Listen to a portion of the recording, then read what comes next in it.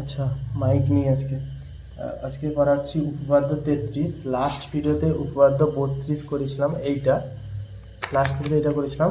আজকে ঠিক তার পরেরটা উপপাদ্য 33 এবং পরের এবং বিপরীত উপপাদ্য।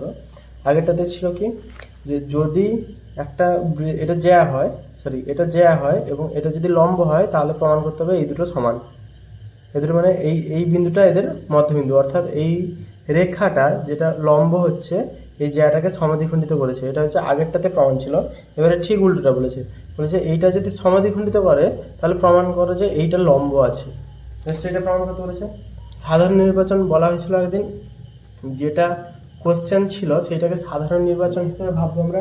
কোশ্চেন ছিল ব্যাস নয় এরূপ কোনো জ্যাকে যদি বৃত্তের কেন্দ্রবিন্দু আমি কোনো সরলরেখা সমাদ্বিখণ্ডিত করে তাহলে যাই হোক কোশ্চেন যেটা দিয়েছে সেটা হচ্ছে আমাদের সাধারণ নির্বাচন। নেক্সট সাধারণ নির্বাচন থেকে আমরা বিশেষ নির্বাচন লিখব। বিশেষ নির্বাচন যা দিয়েছে সেটা হচ্ছে, বিশেষ নির্বাচন আমরা যেভাবে পাবো সেটা হচ্ছে, আগে ছবিটাকে এঁকে নিব।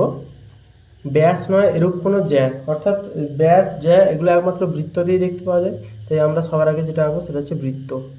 ছোটো করে আঁকছি, এটা একটা বৃত্ত আঁকলাম, কেন্দ্র আঁকলাম। ব্যাস নয় এরূপ কোনো জ্যাকে, তাহলে একটা জ্যা, যে কোনো একটা জ্যা অঙ্কন করলাম, এটা একটা জ্যা ধরলাম, তাহলে এর নাম হচ্ছে এ বি, কেন্দ্র যেহেতু তার নাম হচ্ছে ও। যা যা বলেছি আমি সেইটা আঁকছি আগে, সেইখান থেকে বিশেষ নির্বাচন লিখবো। বৃত্তের কেন্দ্রবিন্দুগামী কোনো সরলরেখা সমাদ্বিখণ্ডিত করে, তাহলে এইটাকে সমাদ্বিখণ্ডিত করবে কোনো সরলরেখা, এইরকমই হবে একমাত্র। লম্ব দাগ টানা, এটা লম্ব কিনা জানি না আমি, লম্বটাই প্রমাণ করতে হবে, তাই এটা জাস্ট সমাদ্বিখণ্ডিত করবে বলে একটা দাগ টেনে দিয়েছি যে কোনোভাবে। তাহলে ওই সরলরেখা ওই জ্যার উপর লম্ব হবে, তাহলে প্রমাণ করতে হবে যে এটা লম্ব হবে। এটা লিখছি বিশেষ নির্বাচন, যা সাধারণ নির্বাচন থেকে বিশেষ নির্বাচন লিখবো আমরা। ব্যাস নয় এর উপর জ্যার উপর কেন্দ্রীয় বৃত্ত যদি কেন্দ্রবিন্দু হয় সেরকম ভাববো, তাহলে ও কেন্দ্রীয় বৃত্তের প্রথমে যা যা এঁকেছিলাম, কেন্দ্রবৃত্ত এঁকেছিলাম, ও কেন্দ্রীয় বৃত্তের এ বি একটি জ্যা, জাস্ট এটা এঁকেছিলাম, এটা লিখছি যে যার ওপর, আচ্ছা যার উপরে লম্ব তো হবে না, এটা যার উপরটা আগেটাতে, যাকে এ বি একটি জ্যা যাকে, এটা ডি বিন্দু দিলাম, ও ডি সরলরেখা, লম্ব কিনা জানি না আমরা, সরলরেখা সমদ্বিখণ্ডিত করে,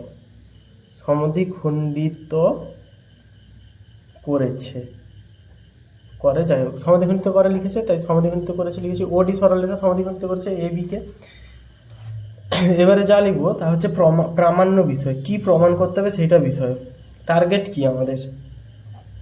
প্রামাণ্য বিষয় হচ্ছে প্রমাণ করতে হবে যে কি প্রমাণ করতে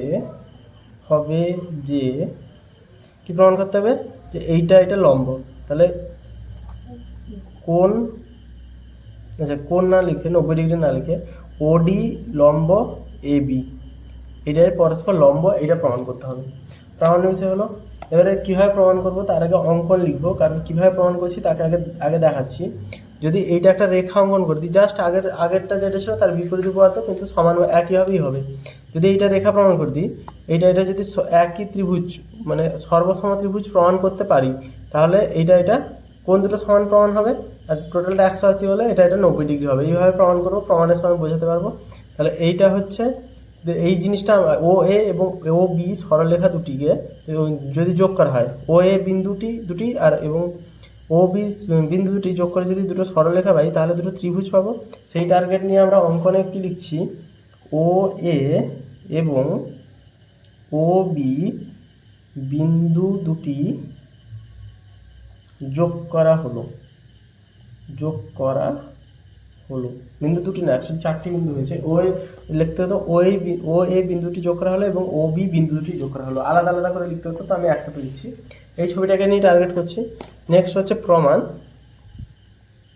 প্রমাণ কিভাবে কোনটা আসছে, সাধারণ নির্বাচন কোশ্চেন, সাধারণ নির্বাচন থেকেই ছবি এঁকে আমরা বিশেষ নির্বাচন লিখেছি। বিশেষ নির্বাচনের পর লিখেছি প্রামাণ্য বিষয়, কি প্রমাণ করতে হবে। নেক্সট লিখেছি কি এঁকেছি, এটা প্রমাণের আন্ডারে পড়ছি একটুখানি। প্রমাণ কি করছি, ডেল্টা ও এ ডি এবং ডেল্টা ও ডি বি, এটা একটা ত্রিভুজ, দুটো ত্রিভুজ ধরা হয়েছে। তো দুটো ত্রিভুজকে যদি ধরা হয়, ও ডি সাধারণ বাহু, দেখেই বোঝা যাচ্ছে ও ডি হচ্ছে সাধারণ বাহু, 1 নম্বর পয়েন্ট। 2 নম্বর পয়েন্ট, ও এ সমান ও বি, এটা আগের উপপাদ্য নম্বর 32 এটা হয়েছিল, 33 সেম জিনিস হচ্ছে। এটা হচ্ছে একই বৃত্তের ব্যাসার্ধ, লিখছি না এটা, একই বৃত্তের ব্যাসার্ধ, এটা লিখতে হতো একই বৃত্তের ব্যাসার্ধ সাধারণ বাহু। এবার আরেকটা দেখতে হবে, এডি সমান ডিবি, কারণ এটা প্রশ্নানুযায়ী, প্রশ্নতেই দিয়েছে যে ওডি এটাকে সমাধিখণ্ডিত করছে, সমাধিখণ্ডিত মানে এডি এবং ডিবি সমান দিয়েছে, সেটা বোঝাই যাচ্ছে।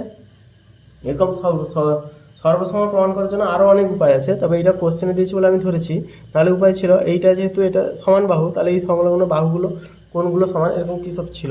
যাই হোক, প্রশ্নানুযায়ী তাহলে 3টে বাহুর শর্ত অনুযায়ী ডেল্টা ও এ ডি সর্বসম delta O D B, S S S শর্তানুযায়ী, সমস্যা নেই। এবারে যেহেতু দুটো সর্বসম, তাহলে ও ডি এ সমান কোণ ও ডি বি, মানে এই পাশটার এই কোণটা যা, এই পাশটার এই কোণটা সেম কোণ, সর্বসম ত্রিভুজের অনুরূপ কোণ, জাস্ট লিখেছি। আচ্ছা, এটা সমান। এবারে দেখতে হবে কোণ এডিবি, কোণ এডিবি সমান হচ্ছে 180 ডিগ্রি, কারণ এটা সরলরেখা, তাহলে এটা হচ্ছে 180 ডিগ্রি। এডিবির জায়গায় আমি লিখতে পারি কোণ এডিও যুক্ত কোণ ও ডিবি সমান হচ্ছে 180 ডিগ্রি।